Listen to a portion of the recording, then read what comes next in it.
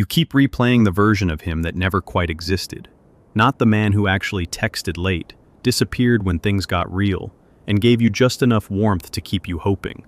Not the one who left you staring at your phone in the dark, waiting for a message that never came. You keep replaying the man he could have been if he had healed, if he had chosen you properly, if he had finally become consistent, brave, emotionally available, clear. And that is where the pain gets strange. Because part of you is not even grieving him. Part of you is grieving the future you built around his possibility.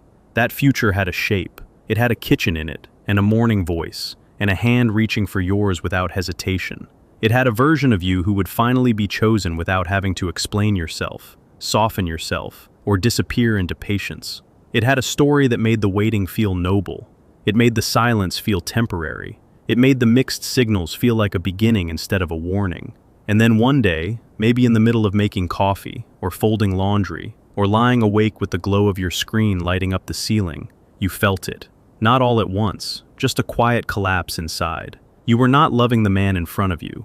You were loving his potential. And that realization can feel humiliating for a second, because it exposes how much of your heart was invested in a script that never asked whether it was real. But it also feels like air after being underwater, because once you see it, you cannot unsee it. The spell breaks, the room changes, the face you were studying begins to look less like destiny and more like a projection screen.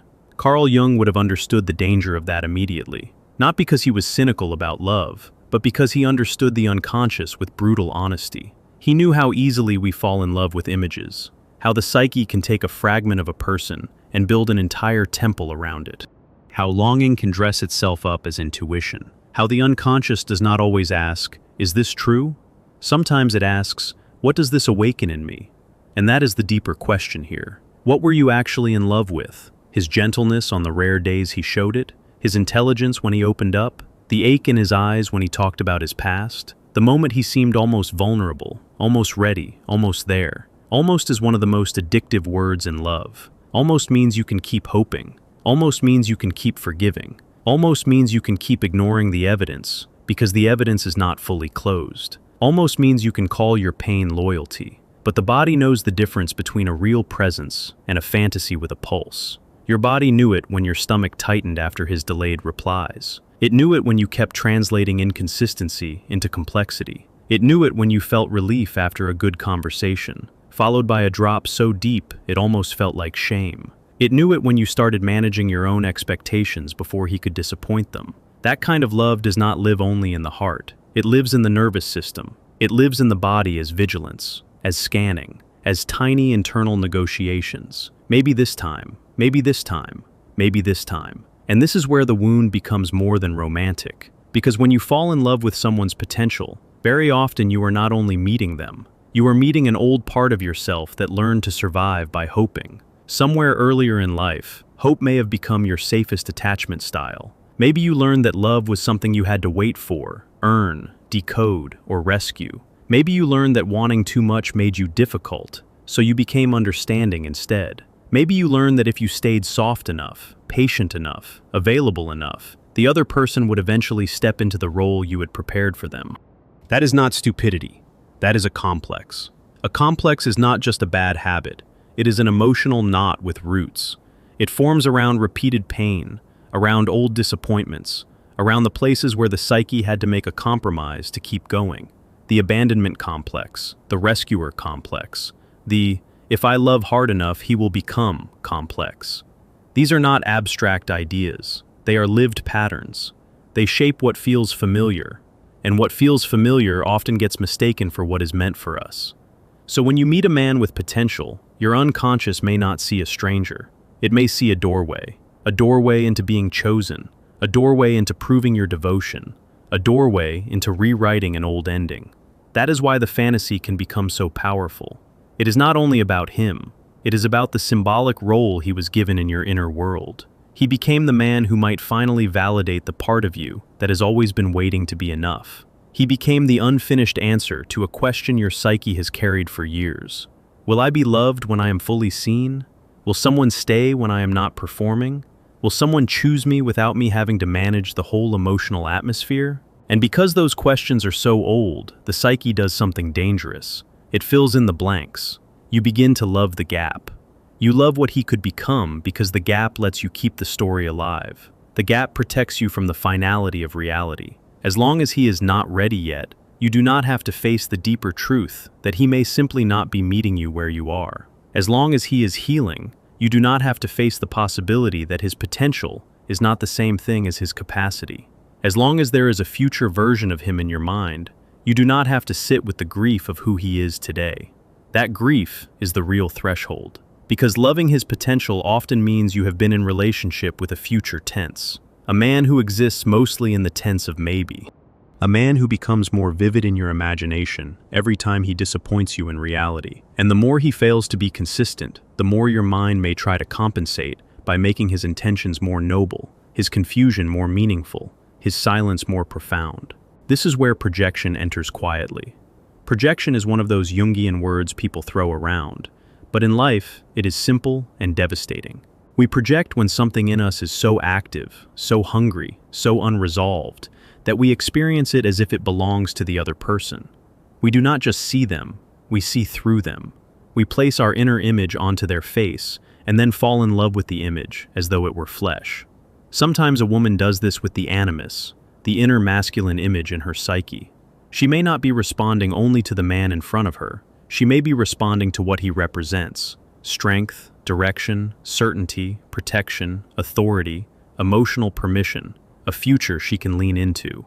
If that inner image has been starved, wounded, idealized, or split off, the actual man becomes a vessel for it. He is no longer just himself. He carries the weight of a symbolic promise. And then, the disappointment is not just disappointment. It feels like betrayal by reality. But reality was never the one making the promise. The psyche was. That is hard to hear because it can feel like blame. It is not blame. It is recognition. And recognition is the beginning of freedom. The moment you realize you were loving his potential, you were not discovering that your love was fake. You are discovering that your love had been mixed with longing, fantasy, hope, and an old wound that wanted completion. That mix is human. It is deeply human. But if you do not see it, you will keep calling emotional hunger chemistry. You will keep calling inconsistency depth. You will keep calling absence mystery. You will keep calling your own endurance devotion. And the longer you stay inside that confusion, the more you abandon the present for the possibility of the future. There is a particular loneliness in that. Not the loneliness of being alone. The loneliness of being emotionally accompanied by someone who is not fully there. The loneliness of loving a version of a person that only exists when you are alone with your thoughts.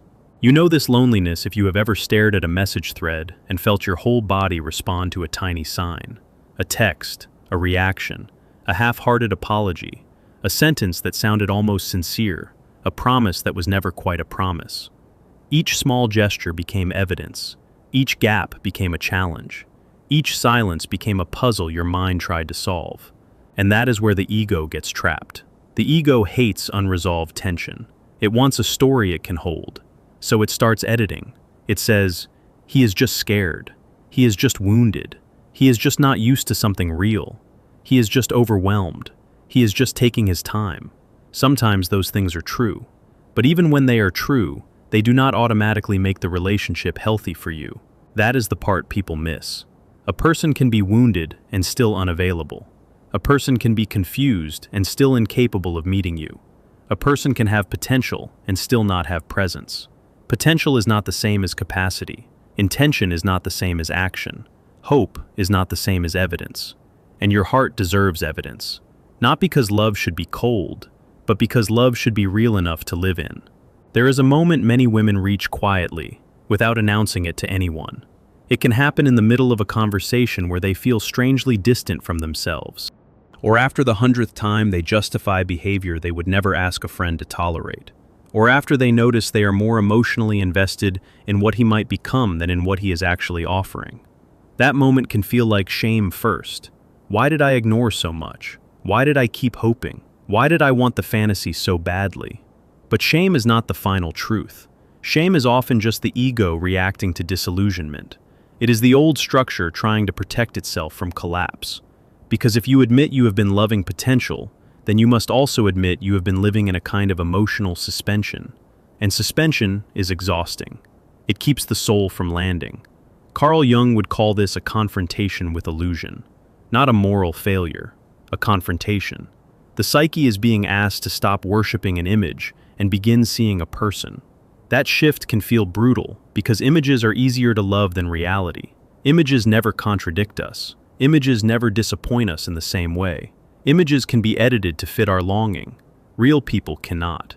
And yet, real love only begins where the editing ends. That does not mean the man was worthless. It does not mean there was nothing there. It does not mean you imagined everything from nothing. There may have been genuine tenderness, chemistry, shared vulnerability, even a real spark. But a spark is not a structure. A spark can light up a room for a second. It cannot build a home. If you were loving his potential, then somewhere inside you were trying to live in a house that had not yet been built. That is why the relationship may have felt intense but unstable, deep but not reliable, meaningful but never fully safe. Your psyche kept supplying the missing walls, the missing windows, the missing floor. You were doing emotional construction work alone. And that kind of effort eventually drains the soul. Because every time you fill in the gaps for someone else, you remove yourself from the center of your own life a little more. You become an interpreter, a translator, a witness, a patient believer. You become the one who sees what others do not. You become the one who holds the possibility. You become the one who waits. And waiting can become a persona. The good woman, the understanding woman, the woman who does not pressure, the woman who sees his pain, the woman who gives him room, the woman who believes in who he could be. The problem is not kindness. Kindness is beautiful. The problem is when kindness becomes a mask over self-abandonment. That is the persona trap. The persona is the face we wear to belong. It is necessary. We all need one. But when the persona becomes too rigid, it starts to replace the truth. A woman can become so identified with being patient, forgiving, soft, and emotionally intelligent that she no longer notices the cost. She no longer asks whether her gentleness is being met with reciprocity. She no longer checks whether her loyalty is nourishing life or delaying grief. And then one day, if she is honest, she realizes she is not in love with the man as he is. She is in love with the role she has been playing around him. That realization can sting because the role gave her purpose. It gave her a place. It gave her a reason to keep showing up. It made her feel special in a tragic way. Not chosen exactly, but necessary. And being necessary can be mistaken for being loved. This is one of the quietest heartbreaks a woman can experience. He may have admired your patience. He may have praised your understanding. He may have leaned on your emotional depth. He may have benefited from your ability to see his best self. But admiration is not commitment. Need is not devotion. Potential is not partnership. And once you see that, you cannot go back to the old innocence. You can only go forward with clearer eyes. The grief comes next. Real grief. Not the dramatic kind, the clean kind. The kind that arrives when the fantasy finally loosens its grip. You grieve the man he was never able to become for you. You grieve the time you spent reading signs instead of reading behavior. You grieve the version of yourself who thought love meant waiting for someone to arrive. You grieve the energy poured into a future that never materialized. And in that grief, something sacred happens. You begin to return to the present. This is where the body becomes important again, because the body is less impressed by potential than the mind is. The body asks different questions. Does this relationship settle me or keep me braced? Do I feel more like myself after contact or less? Do I feel grounded or do I feel managed by hope? Is my nervous system calm or am I constantly interpreting? The body does not need a theory, it needs truth. If you want a practical test, here is one that is simple and honest. Imagine him exactly as he is today. No future version, no healing arc, no sudden clarity, no miraculous shift, just the actual pattern as it has been. Now ask yourself, if nothing changed, would I still choose this? Not because you are giving up on people, not because you are demanding perfection, but because your life cannot be built on a maybe that keeps taking from you. That question cuts through fantasy very quickly. And if the answer hurts, let it hurt cleanly. Do not rush to defend the pain. Pain is often what remains when self-deception begins to dissolve. It is not always a sign to leave immediately, though sometimes it is. It is a sign to stop lying to yourself about what you are living inside. There is another layer here that matters deeply. Sometimes loving potential is also a way of avoiding your own becoming. Because if you are focused on who he might become, you do not have to face who you are becoming in the waiting. You do not have to ask why you are available to half love. You do not have to ask what part of you is still trying to earn consistency from people who cannot give it. You do not have to ask where your own animus, your inner masculine authority, has gone quiet. That inner authority is what says, "This is not enough. This is not what I want. This is not what love feels like when it is healthy. I am allowed to want more than possibility." When that voice is weak, the psyche often outsources authority to the other person. Their mood defines your day. Their attention defines your worth. Their potential defines your patience. Their confusion defines your hope. But individuation begins when you stop outsourcing your center. Individuation is a long word for a very human movement, becoming the person who can stand in reality without betraying the soul. It is not about becoming hard. It is about becoming whole. It is about no longer needing fantasy to survive the present. It is about letting the relationship be what it is, so you can be what you are. And what you are is not a waiting room. You are not here to live in suspended animation while someone else decides whether they can meet you. The moment you see this clearly, the dynamic changes inside you, even if nothing changes outside. The phone can stay silent, and your body no longer turns that silence into a verdict. The message can remain unsent, and you no longer build your identity around the possibility of it arriving. The fantasy can fade, and instead of panicking, you start to feel the first real shape of your own life returning. That is the beginning of self-respect. Not anger, not revenge, not a performance of indifference. Self-respect. And self-respect is quiet. It does not need to announce itself with drama. It simply stops feeding what starves it. It stops making excuses for repeated disappointment. It stops translating lack into potential. It stops confusing longing with destiny. It stops asking, "How do I become enough for him?" and starts asking, "Why did I agree to be this invisible to myself?" That question is uncomfortable, but it is clean. It leads somewhere real. Sometimes the answer is that you were lonely. Sometimes the answer is that the chemistry was strong. Sometimes the answer is that his wounds mirrored yours. Sometimes the answer is that being wanted in fragments felt better than being unknown.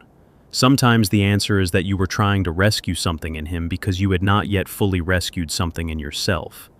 And none of that makes you foolish. It makes you human.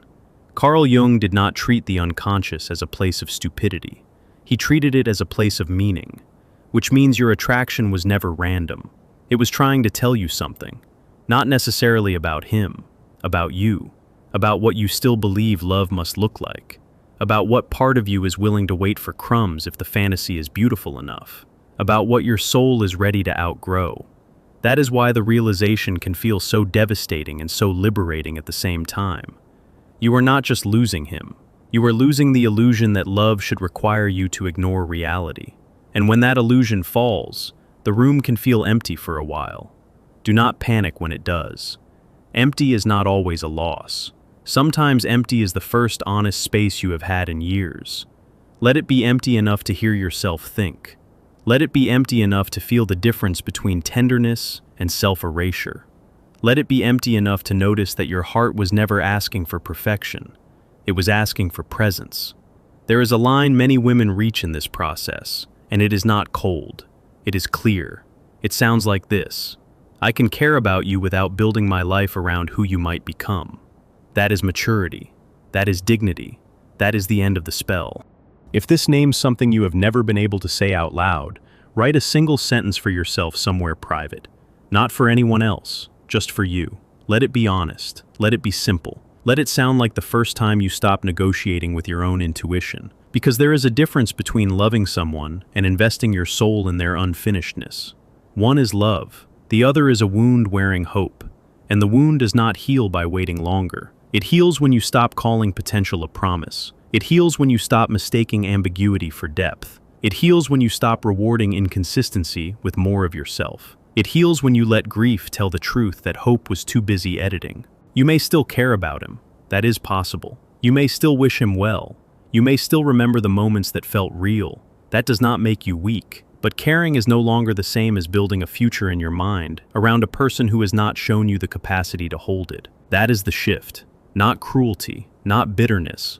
Clarity. And clarity has a strange beauty. It can feel like standing by a window after a long storm and realizing the glass is dirty, not broken. The view was always there. You just had to stop mistaking blur for fate. Maybe that is what this moment is really about. Not learning how to stop loving. Learning how to stop loving an idea at the expense of your own life. Not learning how to become hard. Learning how to become honest. Not learning how to make someone finally become who you imagined. Learning how to meet reality without collapsing your own heart. And when you do that, something in you straightens. The shoulders drop. The chest opens a little. The inner child who kept waiting at the door finally gets invited back inside. The woman who was always trying to be chosen begins choosing herself. The psyche stops living in the future tense and starts breathing in the present.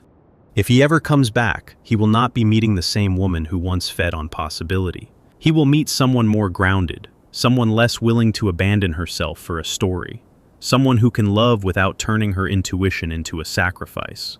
And if he never comes back, the loss is still not the end of you, because you have already begun to return. My silence is not a game. It is my return to myself. Say that in your own way if you need to. Let it settle somewhere deeper than thought. Let it become a boundary, not a performance. Let it become the end of the old pattern, where your heart was always one step behind reality. The phone can stay silent. The room can stay quiet. The night can keep its stillness. And still, you do not have to be waiting anymore. You can put the phone down and feel your own breath. You can sit in the quiet and notice that you are not empty. You can let the fantasy leave without chasing it into the dark. You can let the man be only what he has shown himself to be, and you can let yourself be more than the hope you once attached to him. That is where your life begins again.